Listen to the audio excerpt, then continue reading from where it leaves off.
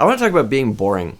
When I was a kid, I just really wanted people to like me. And so I would think of I would try to make people laugh, and I would try to do things that people would think were funny. And one of the ways that I found to do that was kind of like self-deprecating sort of stuff. Whatever. It was stupid. It was a kind of little kid thing. But that rolled over into like high school and college, and trying to get people to like me that were not people that I should have even worried about liking me. They were not, just that type of people where it's like, why are you trying so hard for them to like you? Like, that's stupid. I think I could have avoided a lot of hardship if I hadn't bothered with any of that stuff. And I think it's one of the funny things of like trying to not be boring or trying to be interesting sometimes has the opposite effect. I think it's this lack of being genuine that is contrived that kind of creates the opposite effect of what you're trying to do. And so I don't think that anybody should try to not be boring or should actively try to be interesting. There's an element of that you just need to live your life and ignore what other people think and just do things that interest you. And the passion that you have for that thing is gonna be infectious and get other people kind of interested in the same thing.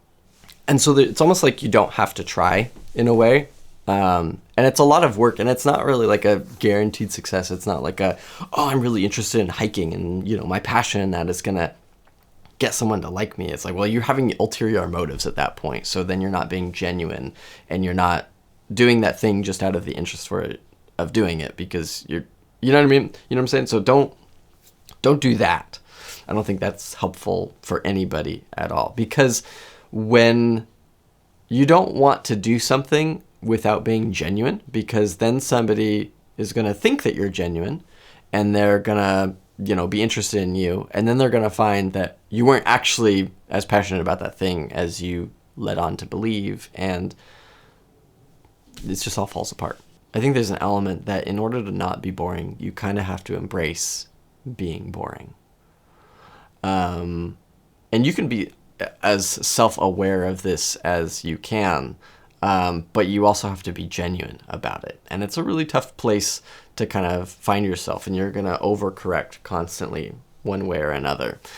And I think the best thing to do is to just not think about it and just do things that you're interested in. And I'm really fortunate that, I found, my now wife really early on, where we could just get married really young, and we've kind of built our life together as opposed to building these separate lives that we kind of have to now merge together and find each other, interesting. 90% of our life overlaps, right? Like I work from home and she doesn't have a job, so we're around each other all the time. And then we go to church together and we have small group together. Our friend circle is the same, and we don't have these separate lives of different jobs or different friend groups or anything like that, So when we get home and we're at the end of the day, we're drinking our sparkly waters and, sitting down and just chatting, we're chatting about church, we're chatting about the Bible, we're chatting, about our friend group, and we're talking about our garden or, what we're going to do the next day or what's our meal plan for the week, right?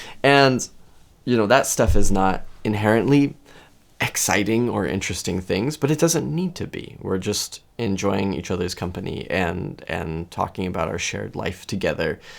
And that's not interesting. That is not inherently interesting things. It's interesting to me, and we're interested in each other. But on the outside, it's like, well, that's all really boring stuff. That's not exciting. That's not cliff diving or, whatever it is. But it doesn't need to be. And in order to be interesting to each other, we don't even have to try. It's not you know what I'm saying? I think you know what I'm saying. I could have avoided a lot of hardship in my early relationship with my now wife by not trying to be interesting to her. I tried really hard to be interesting to her, and it was just frustrating for me on my part. And I don't think that I accomplished much with that. And obviously it worked out. But I think if I had just kind of been diligent and in pursuing the things that I was interested in and spending time doing those things and being passionate and excited about those things, that would have accomplished the same thing. and also saved me a lot of stress and anxiety and fear that she wouldn't like me. And I'm not saying you don't have to try in life and you can just kind of take it on easy mode and do whatever you want. And, you know, I'm not saying that, I don't think. I think there's a fine line between those two things. I think people get really messed up by the, here's how to be, you know, be an attractive man to women.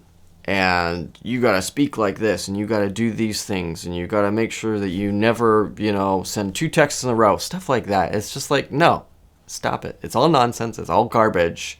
Don't worry about that stuff, because you don't even want that kind of woman anyway. So then at the end of the day, when you get the girl, they're gonna find out, oh, that wasn't really you. You were just playing a part in order to be interesting, but now they find out that it wasn't real, it was just fake and contrived, and now you're back at square one. That's super lame. So don't do that. It's so funny to think back as a kid of trying so hard to get everybody to like me and everybody to think that I'm funny. And now as an adult, it's like, oh, well, I only need one person to like me and one person to think I'm funny. And I'm always learning new ways to do that. And it's a lot easier to do that for one person than for everybody. And I guess I'm trying to take that same idea and translate that to YouTube, where I'm just making these right now for me. And I don't know who else is interested. The other 15 people that have been watching the videos. And that's okay right now. I'm just here. I'm just showing up. And maybe it goes nowhere, but it helps me process the thoughts that I have. And that's pretty valuable to me. So, yeah. I don't know if that's any help to anybody, but I hope it's encouraging to you, at least a little bit. I'm a pretty boring person, and that's okay. And I'm pretty okay with it at this point in my life. I spent like a whole week building a fence. That's pretty boring. But my wife liked it, so that's cool.